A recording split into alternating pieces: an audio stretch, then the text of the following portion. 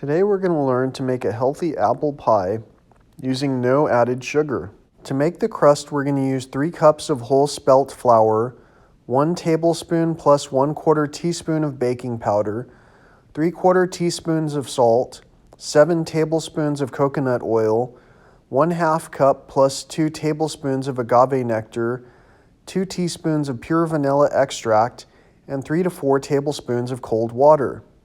We'll start by mixing our dry ingredients, and then we'll add in our wet ingredients, and we'll mix the solution until we come up with a consistency that's able to be formed into a ball.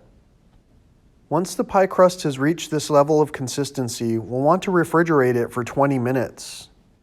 The original online recipe that I found suggested that we use saran wrap to wrap up and refrigerate the pie crust.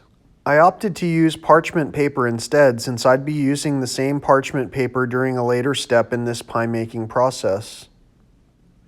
After taking all the ingredients for the pie crust and placing them in the refrigerator, it was time to begin working on the pie filling. For the pie filling, we used 4.5 cups of peeled and cored Granny Smith apples, 1 teaspoon of cinnamon, 1 dash of salt, 1 tablespoon of lemon juice, 1 teaspoon of vanilla extract, 3/4 cup of agave nectar, 1.5 cups of no sugar added applesauce, and 3 tablespoons of minute tapioca. There are several different applesauce options to choose from in many cases. In this particular case, we used an apple pear sauce, and again, that was a no sugar added version of apple pear sauce.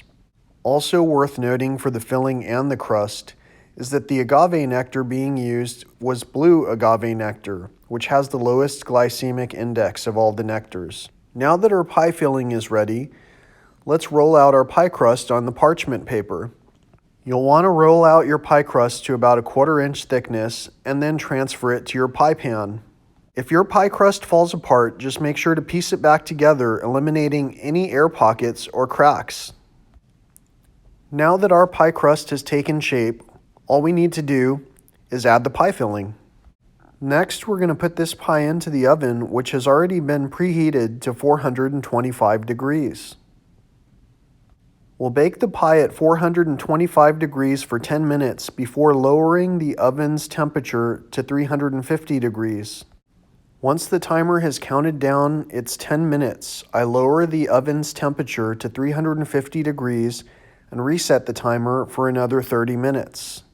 In addition to the timer, the whole house begins to smell wonderful, indicating it's time to remove the pie from the oven. The only thing left to do now is to glaze the crust with agave nectar. It's also important to note that prior to adding the pie to the oven, I completed the same step, but instead of agave nectar, I glazed the crust with coconut oil.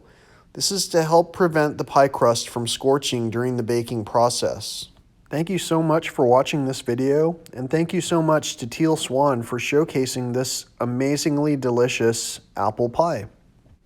Let me know if you enjoyed watching this video, and let me know if there are any other snacks that you would like to see recreated out of healthier ingredients. Thanks for watching. Have a great day.